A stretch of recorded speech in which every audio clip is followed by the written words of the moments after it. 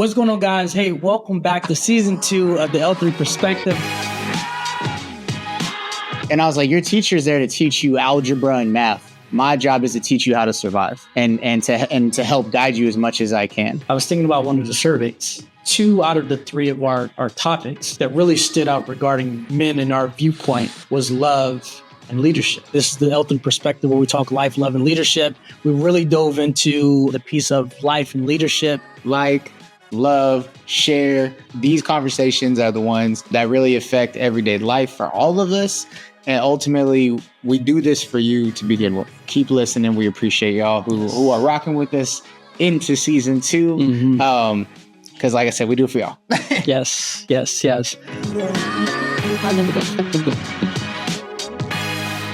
What's going on, guys? Welcome back to the L3 Perspective, where we talk about life, love, and leadership, 3 very important elements to life. I'm excited about today's guest. I'm excited about our conversation that we're about to have. And we just want to thank you for tuning in again. Thank you for your support as we continue to move forward and build off of this foundation. Cam?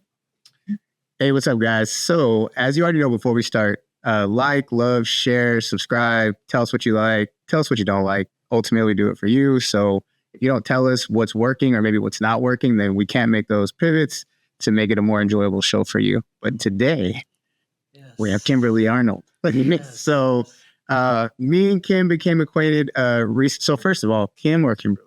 Kimberly. Okay, I figured. Sorry. Everything says Kimberly, and I've done that until now. So Kimberly and I became acquainted because we are both members of what's called the Outlier Group, or the Outlier Project, sorry. And so TOP, as we call it, TOP. And this is the group I told you about, G, where, it's like entrepreneurs, business owners, writers, whatever. And we're all just there to like get better. And they do like those virtual calls. Like we had Rudy on there. Like the legit Rudy from Notre Dame. Nice. Remember the book I talked about too? What is it? The Energy Train? Energy Bus. Energy Bus. Yes. We had the author of that book on there I think 2 months ago. And so just a group where like people are really just trying to like better themselves. And Kimberly reached out after we were on a call together. We hopped on a Zoom and I was like, man, we got to have her on after like I heard her story. And now we've learned even more just sitting here. So I'm excited. Yeah. So you all, Kimberly Arnold. Yes. Welcome. We're excited to have you. Yeah, thank you. So tell them about yourself. Well, no. It all started. I'm at a really interesting inflection point in my life where I get to bring together my 30 plus years of working in a range of different corporate settings and learning about all the stuff that was super painful about that. Yeah. And now integrating that with 15 years of body-based practices that help us find our sense of calm when we're a little woo out there. And yeah, so that's what I'm doing, is really helping people come back to their own sense of calm and confidence and connection when they're under pressure. Right. I hope that our listeners or watchers or viewers are actually pulling up a notebook right now. Just small talking with you a little bit ago.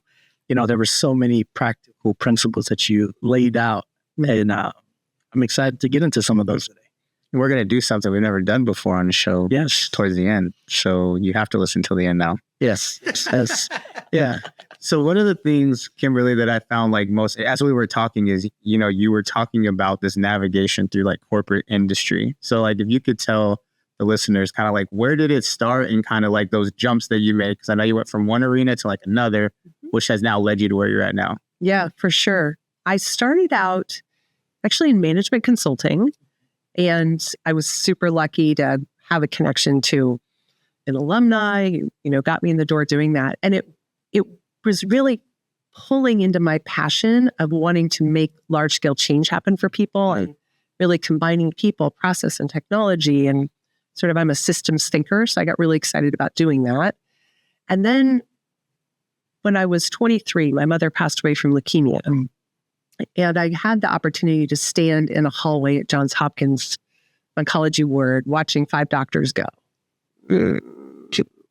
Sure. Yeah. And so when I said, I learned how to lead large-scale change, I was like, I want to go do that in healthcare. And so I went and did that. I was actually at Blue Shield of California, and we were making big change happen. We automated the big complex process. If a company buys insurance, 25 departments have to do something before you get your card and everything works. Oh, yeah. So we automated that process, and we did that actually on the Salesforce platform. And so I ended up going literally across the street to become the global health insurance leader for strategy at Salesforce. And I will say, when I was there, I had one of those perfect storm moments. Yeah. Little challenging situation with the manager. And at the same time, that was, my uncle passed away. My father and his partner, I was caregiving them in a separate state. They were both in different hospitals at the same time. And we had rains that leaked the roof of my house. Like, all the things happened. And it set me into a state of what, frankly, Western medicine would call high anxiety. And I had about 15 symptoms, the most concerning of which I was about 20 pounds lighter than I am now. I couldn't make the weight loss stop. Oh, dang. So I took a 15-week medical leave and had an amazing healing journey. But during that time, I really reflected on the teachings of one of my teachers was an Aikido sensei, Wendy Palmer, and she would always say, when we're under pressure, we don't rise to our expectation, we fall to our habit. Where have we heard that before? You heard that one before. It's a very military thing to say. But that's how they justify training over. They're like, we got to train, guys. Right. Well, and so I had to really look at that and go, what was true was I was under pressure and I stopped doing the practices that I knew. Yeah.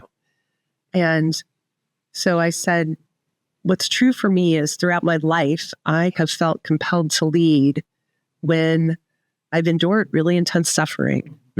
And I see a way to reduce or eliminate that for other people. Yeah. So this was a season of your life. Is this when you went to India? Oh, you know about India too. Oh, if he says he so he messaged me and said, hey, so right before you sent your email, he was like, can you send me her stuff? I would like to, he always likes to research the guest if it's not one of his, obviously. Vice versa. Right on. So I went to India for my healing journey. Okay. Yeah. I spent 6 weeks in an Ayurvedic hospital. And wow, that feels really potent to say that because I just took my housemate to the airport 2 days ago, and he is currently undergoing treatments for a really challenging situation. So what is Ayurveda? We'll just send him a little absolute prayer. That's cool. Thank you. Yes. Yeah. What is Ayurveda?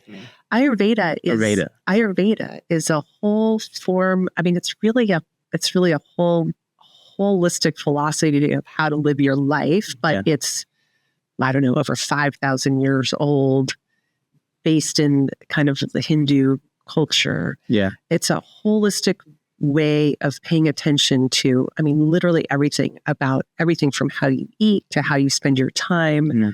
And it's really balancing 3 kind of energy systems in the body. Okay. And what I'll say was amazing to me was, in our Western medicine view, frankly, what they're looking for is the ICD-10 code. I get paid for these 6 things. Correct. So you fit one of these 6 or I can't help you. I mean, with all due respect, because I know it's really complicated. And this orientation is one which is we're tracking these energy balances in your body, and they have treatments that know how to rebalance them. Yeah. So literally I had 6 symptoms that were all heat related. And over a week I did the treatment that would help take excess heat out of my body. And those symptoms resolved overnight. Wow. Oh man. It was very cool. Yeah. So during your time over there in India, what was one of the maybe best or memorable experiences that you had? You gonna make sure compact the whole thing? It's good. Actually, so one of the things that was amazing about that journey was very few people spoke any English. Yeah. And realistically, I was in a place that was like a third world youth hostel. I couldn't go very far, particularly as a single woman. You can't go anywhere without being escorted. Yeah. I was allowed to take about a 7-minute walk around the campus where I was. Yeah. So I would go over to the canteen and I would be in the kitchen. And these ladies are mostly, kitchen. That's a very loose term. Yeah. We literally are like sitting on the ground and they're teaching me how to make roti. And we would just laugh and, I would try to do it and it'd be a mess. And, so I really, I would say there were a few students who were kind of my sponsors who really befriended me. And one of them actually painted, now that you say this, it's like, I can think of all these things. One of them painted me a beautiful picture that I brought home that she made for me. But I also just really remember connecting with the kitchen staff and knowing there was a sign up in the kitchen that basically was like, food is the medicine. Yeah. Like what you feed your body determines it all. And so there was just a really part of getting close to them about that. Nice. Recently, so my wife is very holistic. So she's kind of the one, as we've been together, she's kind of brought a lot of those things to my attention. We hear about them, but you have to have someone who's like really kind of helping you do it. And right now, allergies apparently are just like crazy for everybody. Like, I don't know what it is about this year, but like my son's going through it, my wife's going through it, her boss is going through it. And so one of the things that she's doing right now is actually fasting to help like her body kind of hit the refresh mode and things of that nature. And so those are things that we don't talk about enough. And there's actually a special on Netflix right now called Hacking the Body. And it's all about the microbials in our body and how, like you said, the way that we eat is really how our body is going to operate, creating cancers or other conditions because we're not feeding our guts correctly. Like 70% of our hormones live in our gut. And if we're not feeding it correctly, then things get haywired. At the same time, and we may go there, the way we physically hold our body influences the hormones too. Yep. And so that's the area that I've been a little more focused in. Oh, yeah, your mindset. Yeah. Well, the physical hormones change. Yeah. So if you want to play? Let's play. Okay. You guys ready? All right, never mind. You have to wait till the end. There'll be a better one at the end. I have to stay. No, there's more to go. There's more to go. But let's just play. So take a moment and just make a fist and notice where's all the tightness that just shows up just when you make the fist. Mm-hmm. And how did that impact your breath? Did you notice a change in your breath? Just when you made that tightness. I think I paused. We paused. Yeah. Is in my back. Yeah. Yeah, it's in your back. Like I feel it all up in my collarbones, all this stuff. Now, on the exhale, open your hands. And how did that shift things? My hands got cold. Your hands got cold. So like a release of energy. Like a release of energy. Yeah. So when we constrict our muscles, we're creating more cortisol, adrenaline, stress. Extending, more confidence, more relaxation. Yeah, That's good, right? Yeah. Yeah. Yeah, we just did, Wonder Warrior just did a sound bath Reiki.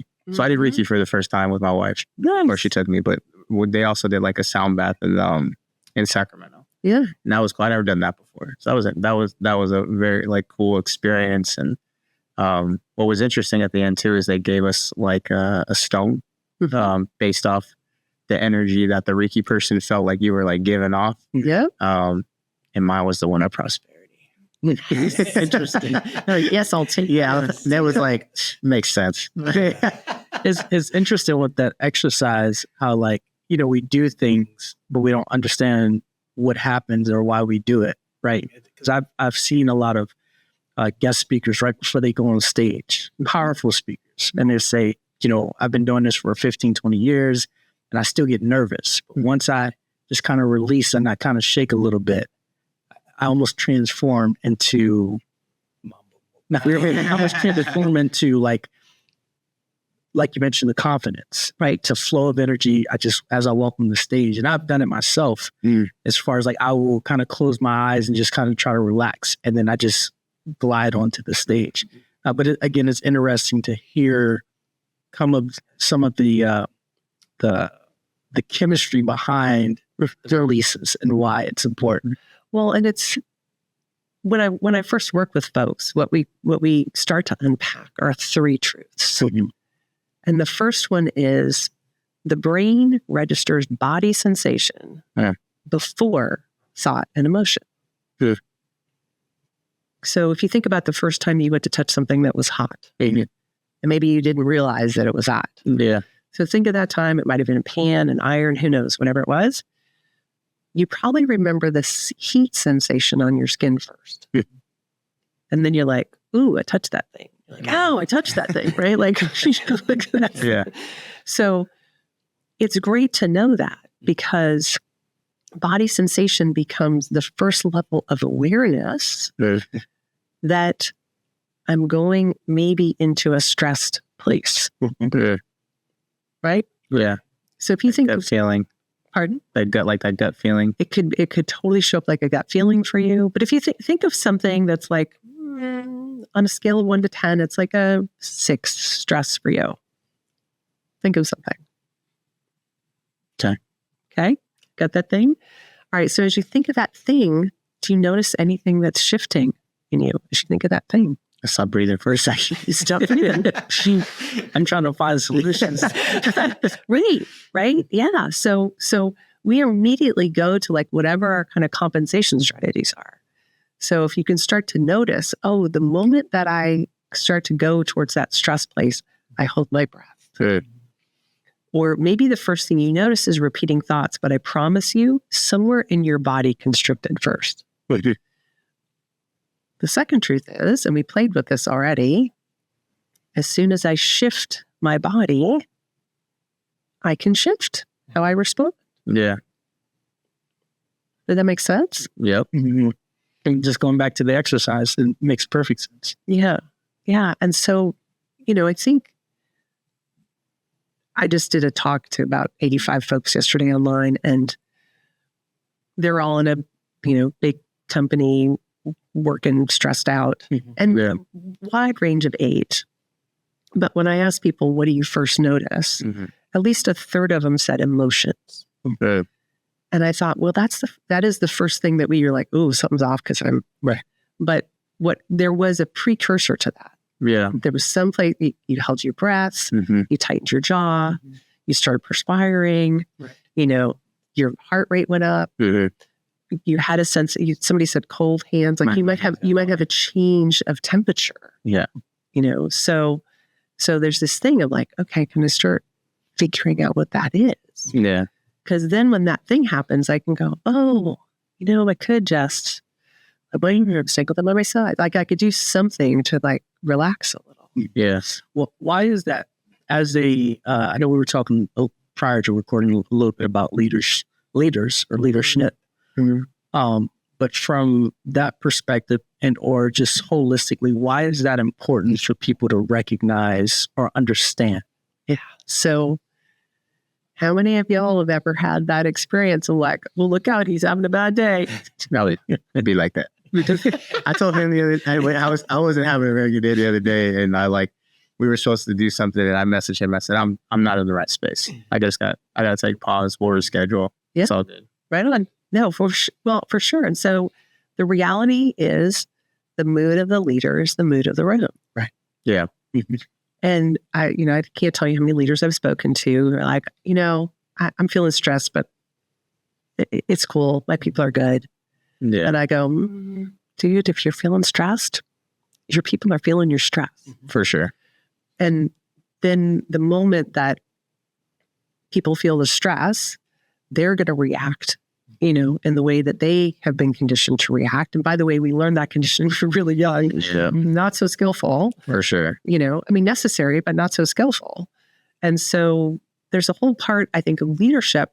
And we talk about it in the context of being, building your emotional intelligence or building psychological safety. All of that's going to come from, do I feel safe in my skin? Yeah. Right. Because until I, as the leader, can feel safe in my skin, I can't create the conditions for anybody else to do the same. That's good. Hopefully someone took that. It's a whether leader, whether parent. We're trying to train you how to talk to the mic. Yeah, I like space. I don't like this in your face. So that's a beautiful noticing, because what's true is when we're under pressure, we tend to put our attention on the stress point.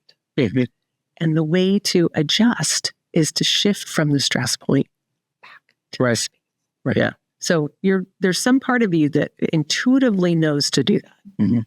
Very self-aware. I would say. No, but it is very important. And I think that one of the reasons why I'm glad that you elaborated on that is, for again, whether leader, whether folks are at work, there's a lot of stress at work, especially now, right? With a hybrid or, working from home or back in the office. There's a lot of different dynamics, a lot of different generations that are working together. For sure. A lot of different perspectives. And so many people in the workforce are so stressed right now. And so I think that's important to, number one, identify and be honest with ourselves. Yes, I am stressed, number one. But then two, like, how do I take that first step in trying to heal, right? What are some things that I can do practically? And so, I really believe it's important. Like I see it every day, just us working with different businesses and nonprofits and different things like that. Like the solution to this episode. Check email right now. But yeah, I agree. Like you mentioned, the leader's energy is reflected in that work, and more people need to be aware of that. They need to be able to recognize that, like, how am I feeling? What adjustments do I need to make before I step into this room and pour my energy into other people?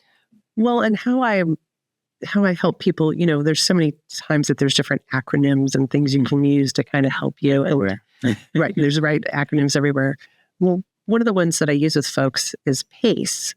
Now, I know some of our friends who worked in different services. PACE is a different acronym and what they learned. So just bear with me on that one. But the first thing is exactly what you said, which was the P is to pause. Yeah. The moment that I go, I'm a little off, okay, pause. Yeah. Because I don't want to do any harm to myself or anyone else. Yeah. Right? Yes, space. Right? Yeah. So first thing you want to do is pause. And then the second thing is to actually acknowledge what's happening. Yeah. Oh, dude, I'm feeling off. I know I'm agitated. Like the amount of people who said yesterday, I'm irritated. I'm not sleeping. Like, all those things are going on. Okay, that's what's happening. The C is to center. Okay. Right? And there's lots of ways you can do that. It could make a difference even if if you're really in your head, you could go, put attention on your feet. Like right now, just put attention on your feet, uncross your legs, press into the ground. And you're like, okay, that immediately shifts everything. I just go, oh, okay. So lots of ways to center. After I pause and I acknowledge and I center, I'm ready to engage. Oh, that makes sense. So how do you, so most people see videos, they can look up things and say, okay, I'm stressed, this is what I can do. But with so many people being wired a certain way, what advice or tip would you give to be able to start executing PACE? Yeah. So there's two things that I think anybody could do. First is recognize if you are sitting, legs crossed, arms crossed, or whatever that is, put your feet flat on the ground. The other thing is we're all at the computer all day long like this. And just like really almost every half an hour, even for 20 seconds, 10 seconds, let your arms dangle down by your sides. Because even just doing that, do that now. Like both just let your arms dangle and go down, right? Like totally relaxes your shoulders, chest, right? Yeah. So like just letting your arms dangle is the beginning. Like, oh, okay. And you could, this is kind of fun when you're here, you could imagine that the stress is like rolling down your shoulders, down your arms, tripping off your fingertips. Okay, then the secret, you imagine that like a baby lamb is suckling on your fingertips. Interesting. Take the stress, baby lambs. That's interesting. I'm taking that home tonight. Like, baby, best name. Look, close your eyes, put your hand by your side, and baby lamps.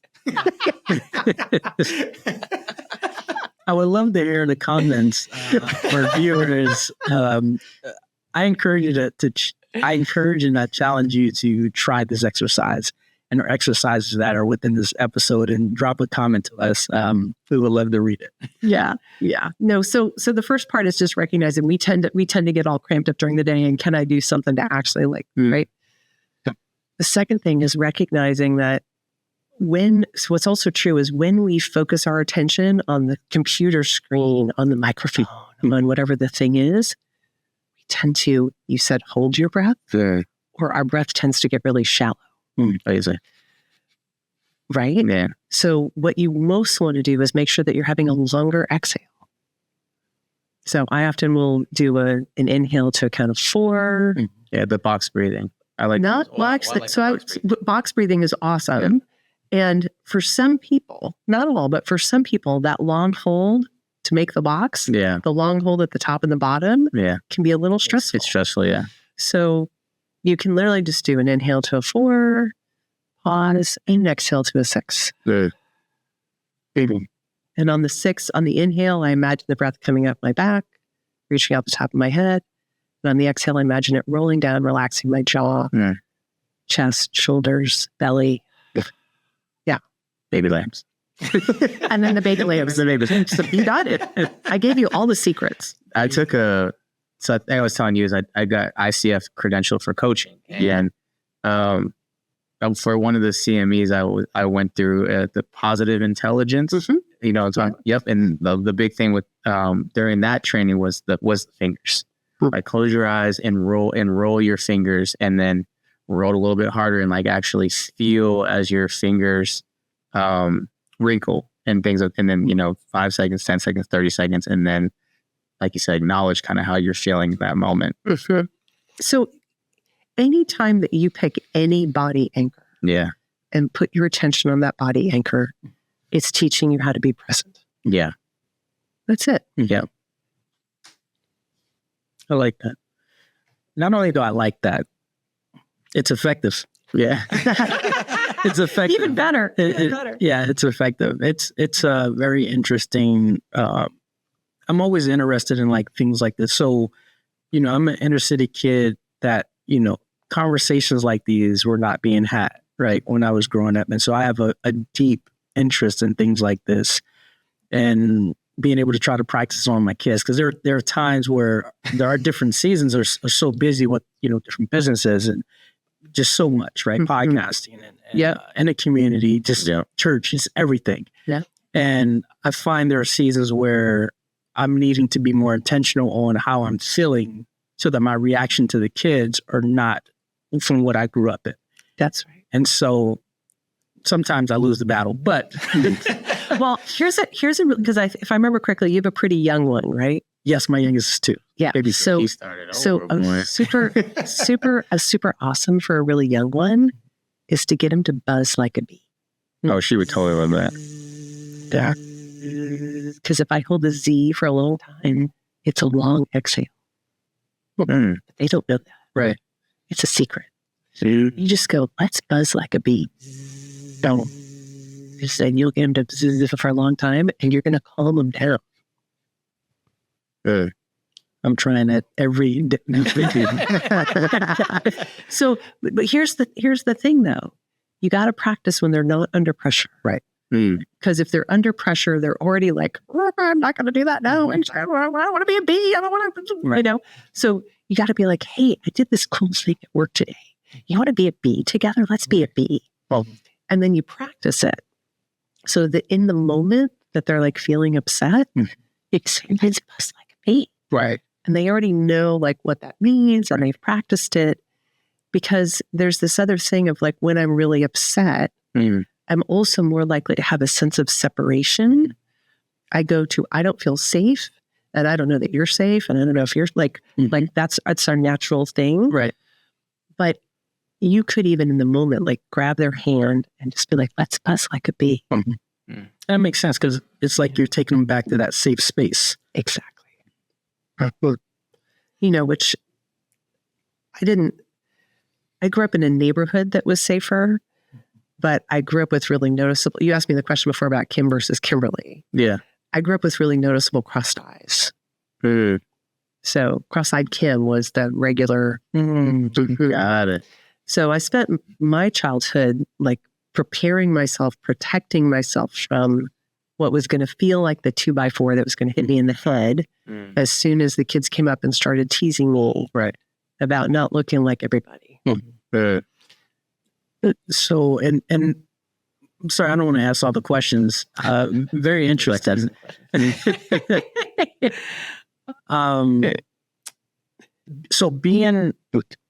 So we have parents that watch this as well. Yeah. And so we have kids that may be bullied or may be experiencing a lot of this. And so how did you, now looking back, like how did you push through that to now be comfortable enough to recognize that, to now, to be able to talk about it confidently?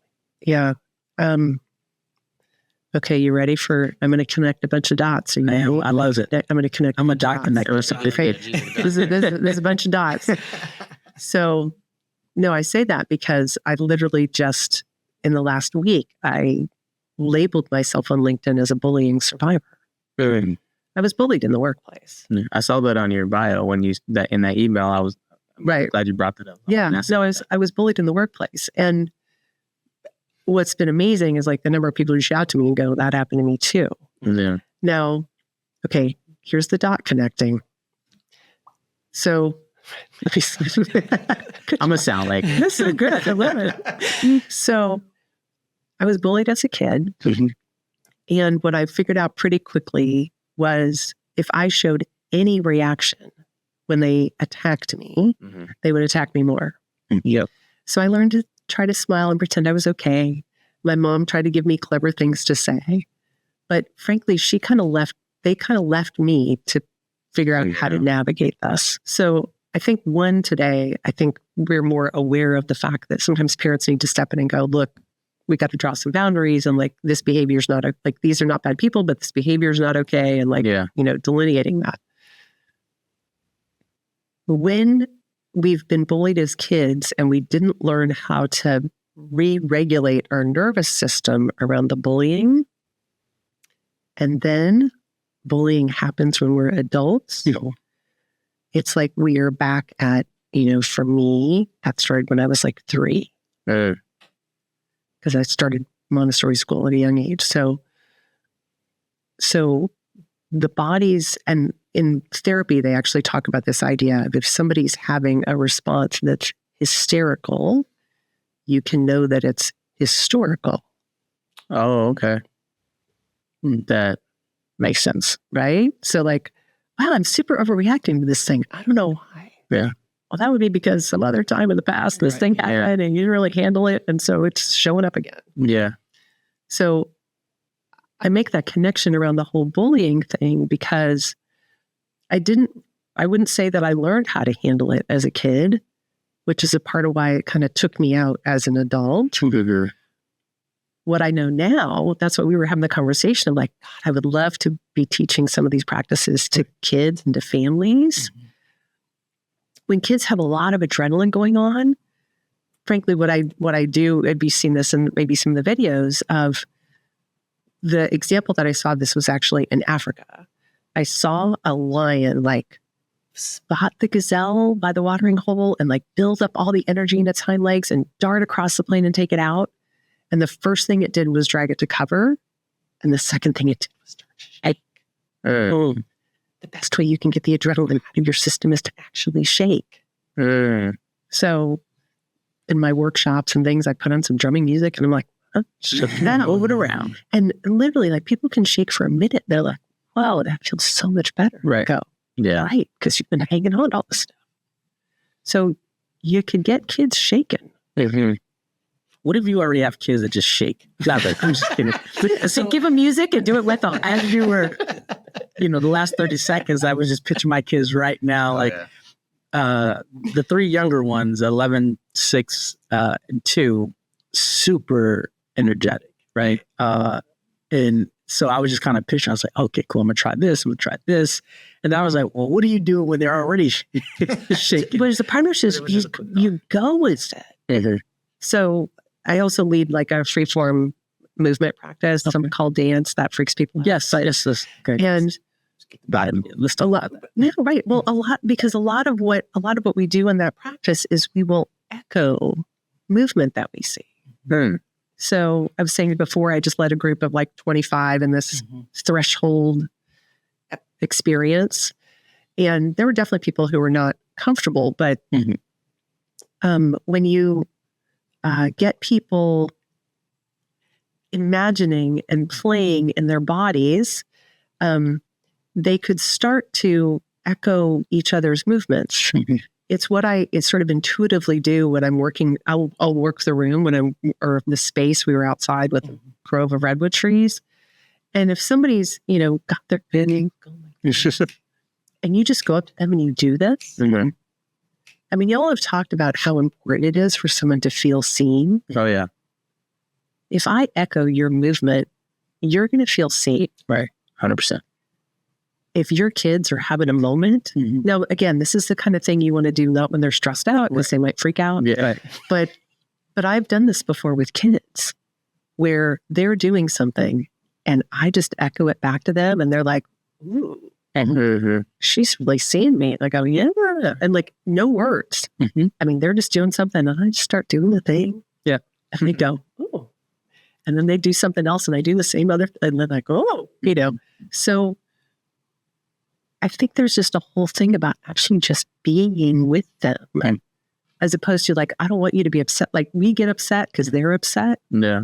And being like, but you're upset. All right, let's work it out. Right, man. Yeah. I don't know. I'm curious. Let me know how it goes. It is.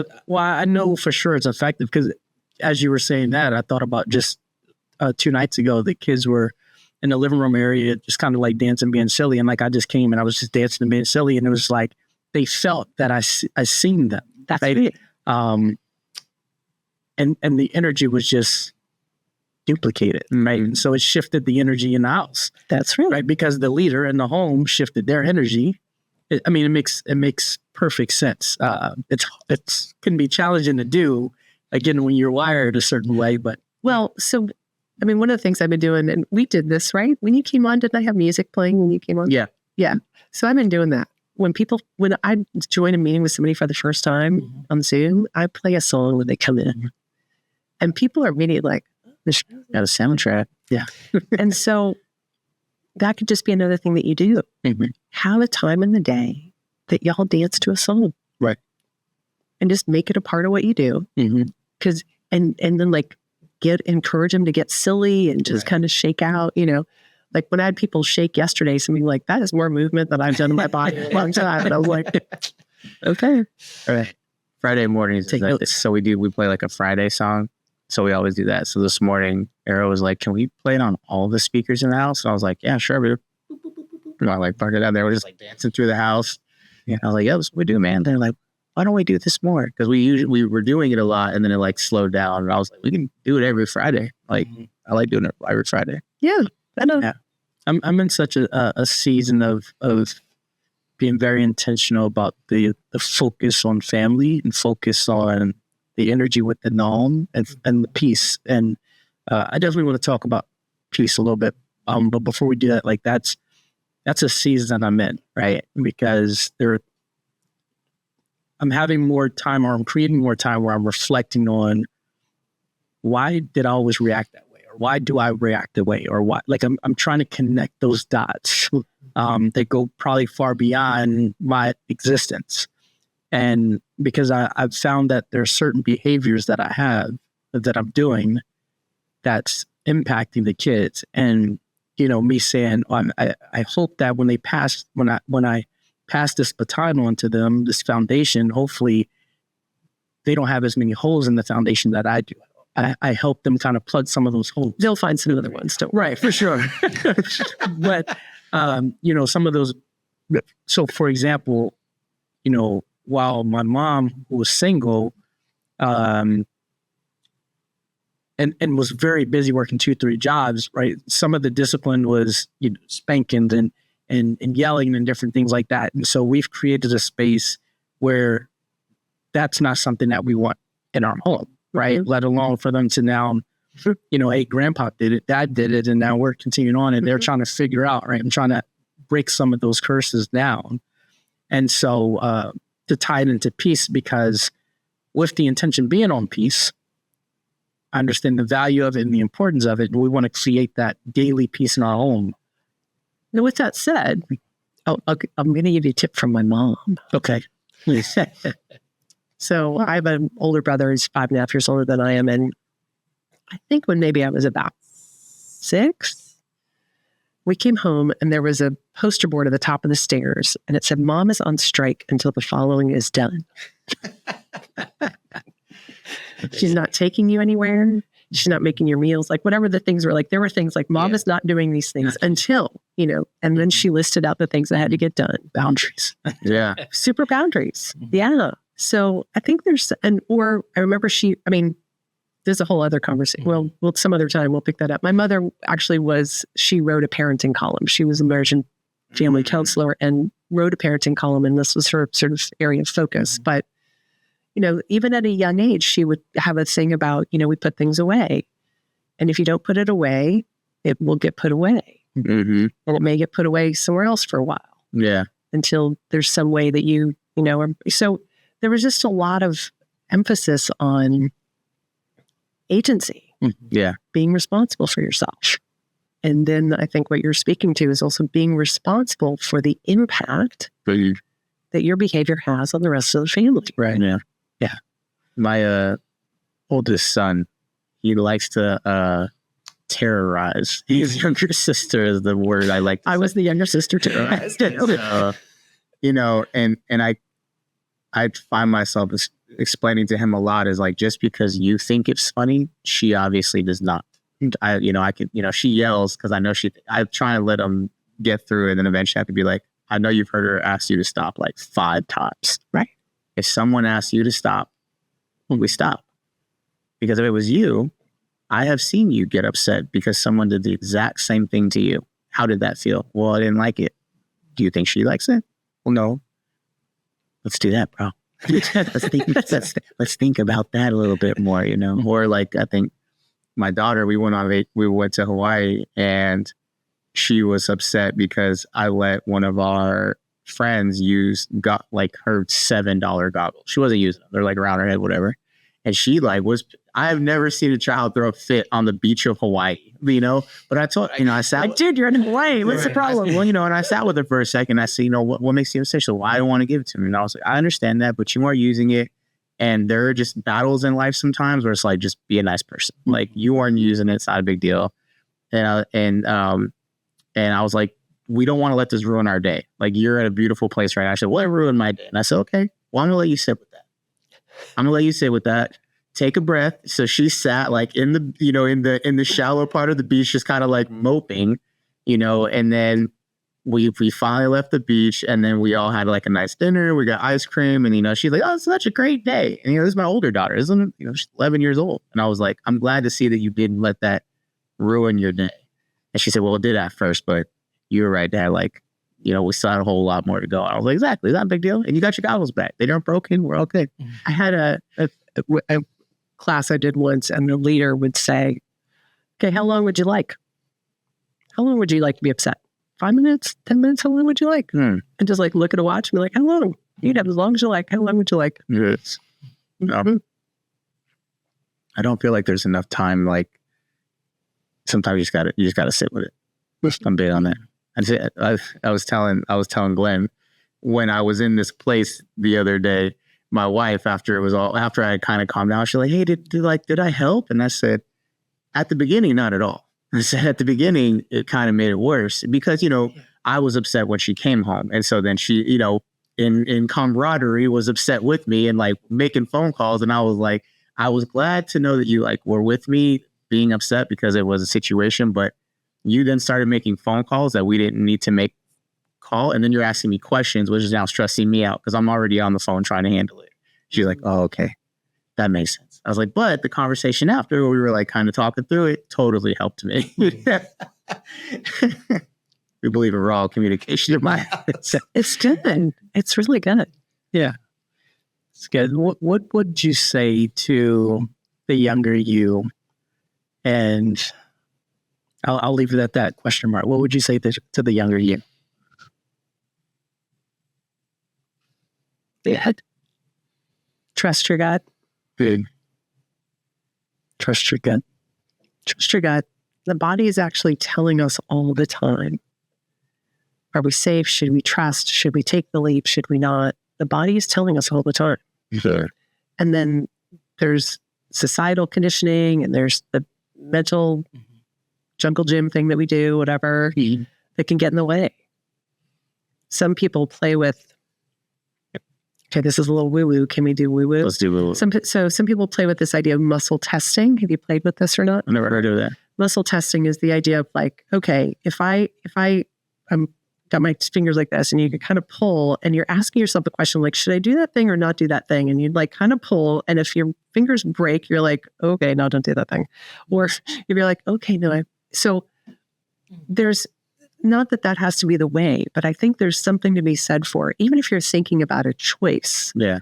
I've done this with people before where I'll say, okay, hold option A in one hand and hold option B in the other hand. And play with the idea of putting option A down and still holding option B and notice what happens in your body. Like, do you feel more relaxed or not? You can then try it the other way. Okay, you still have option A and put option B down. See which one. Because there will be a way you'll notice it in your breath. You'll notice it in the change of muscles. There'll be some way that your body is telling you. So, well, really what I would say is listen to the body. Yeah. Follow its cues. It has a wisdom that goes far deeper than this thing. You know, the emotion part of this thing. Right. And it gives you the opportunity because when we kind of know, like we've all had the experience where everything was lined up, right? Oh, yeah. The body's on board and the emotions are on board and the thoughts are on board. And like, that's when you're like, you're in flow. Right. And I think a lot of what happens in today's world is we're conditioned to ignore the body. Right. You know, in the workplace, well, you can't talk with your hands and you better not make any faces. And you know, like, okay, I'll just sit here. Yep. Smile. The Pinocchio. Poker face. Yep. And so for me, this is, you know, I talk about this idea of like, I'm trying to create a resilience revolution. And it's really coming from the place of like, let's bring the body back in the conversation. Right. So the answer is revolution. The revolution. The revolution. Revolution.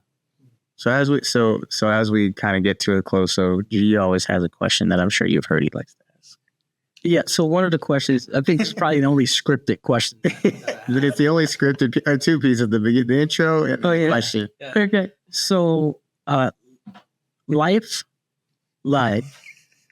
or leadership. Select one of those words, and if you can share something with our audience that's on your heart. The one I'm going to go to is love. And where I'm going to go is love yourself so that you have the capacity to love others. Boom. Thank you. That was like, I think the fastest, like most precise answer we've ever gotten. Touche. It was. And I hope that someone who's watching or listening to this just wrote that down and they execute on that. Yeah. I talk about that a lot with my wife. It's like, you know, because you can kind of see by the way people move, like how comfortable they are in their skin, like you talked about. Mm-hmm. And as someone who's very comfortable in their skin, I'm like, man, I wish that for like everybody is that you can just operate with just this like freedom to be you. Because I think a lot of people these days are like locked into some type of like falsehood. Well, and the you know, there's so much of responding to the expectations around me. Correct. Yeah. And if that choice, I mean, I have a super dear friend who's been very successful in her business, and she's raising 2 girls of her own, and they're just running super hard. Yeah. And when I talked to her, she's like, yeah, I just, I took a 2-hour nap because I was exhausted. And I was like, girlfriend, you don't actually have to run that hard. Yeah. Like, you got it all dialed in. Yeah. And so that's why I go to love yourself. Like, really listen for truly what you need, what's nourishing for you, make those choices, take care of your body in all the ways that you know how, take care of your emotions and your nervous system. Then I have capacity to connect and support and lead and live the full life the way that I want. Correct. Yes, I do have one more question before we wrap up. With what you just said, there are many individuals who are in entrepreneurship, or the nonprofit space, or in this space of they're just running, right? They're not, to their definition of successful yet. They're on the path of getting there. What tips would you give that individual as far as where they're consistently just running and running and running? And they may be aware enough to take a knee every now and again, but maybe not doing it enough. What would you say to that individual? Well, many, if not all of us, had some time that we worked out in a gym. And what do they say to build muscle in a gym? You gotta exhaust it, right? Well, you gotta do your reps, and then you gotta rest. Oh, that's right. You gotta do your reps and you gotta rest. Mm-hmm. And the reality is, as you do the reps and you rest, the body goes through its recover, and then you're ready for the next. And if instead I push so hard that I've burned it out, well, now even my capacity to recover starts to diminish. So ultimately, it's fascinating. One of the movement practices I do is Feldenkrais, which is like, the majority of the world would not have the patience for this practice. We literally, we lay on the floor, and she's like, turn your head to one side. Because super, super slow. Super slow. But what I love about it is she'll be like, okay, don't go all the way to your edge.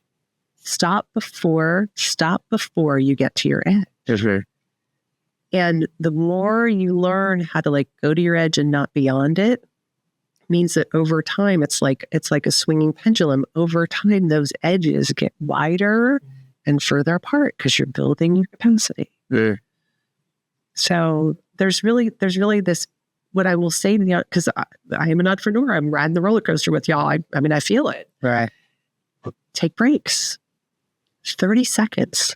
Let your arms dangle down by your side. Take an extra long exhale. Do that in between every meeting, before you get on the next call. Yeah. It will make a difference. It doesn't take a lot of time. It takes the reps. It doesn't take a lot of time. It takes the reps. I can dig it. T-shirt, please. No, thank you. We'll give you the rights to that one. Yeah. Awesome. Oh, yeah, actually, that'd be pretty good. It doesn't take much time. It takes the reps. Oh, I like it. Yes. Okay. Yes. That might be what the name of this episode is. Yes. So as we're about to wrap, we always like to make sure we give the guests an opportunity to tell people where to find them. Yeah. We appreciate your time. For sure. So tell the guests where they can find you, any events you have coming up. Awesome. How to connect with you. All right. Beautiful. I don't know. Well, yes. So I think in the show notes, we'll put a link to my link tree. We'll have a whole. So off of Linktree, you can find everything about me, everything from meeting with me to, I do have a YouTube channel called Somatic Leadership. I am also currently have a video series, which is free for caregivers, stress release for caregivers. Okay. That link is on the Linktree. I'm active on LinkedIn. I post a little practice every Monday. Yep. And I'm always giving a free public workshop about every 6 weeks. Okay. So all of that is on my Linktree. Nice. I love it. Yeah. Solano County, Northern California, Bay Area. Make sure you go follow Kimberly. Kimberly, it's such a pleasure to meet you. I definitely want to connect with you more. And And thank you for everything that you do in the community, in the business world, and developing leaders, developing people, and providing them practical principles that they can actually do, even if it just takes 30 seconds. So thank you. Yep. And as we ended up, talk about the reps, you guys, and the reps. So like, love, share, tell us what you like, tell us what you don't like. As always, we appreciate you guys' time. Kimberly Arnold, we appreciate you joining us, and we will see you guys later. Thanks. What's going on, guys? Hey, welcome back to season 2 of the L3 Perspective. You know, life, love, and leadership is definitely the lens through which I see the world. So I am very grateful to be in an environment with like-minded individuals that are speaking the same language, that are talking the same talk.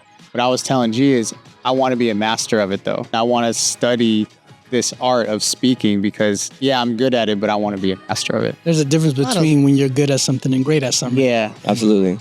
like, love, share. These conversations are the ones that really affect everyday life for all of us.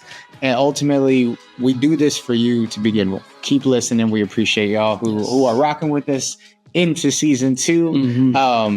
Because like I said, we do it for y'all.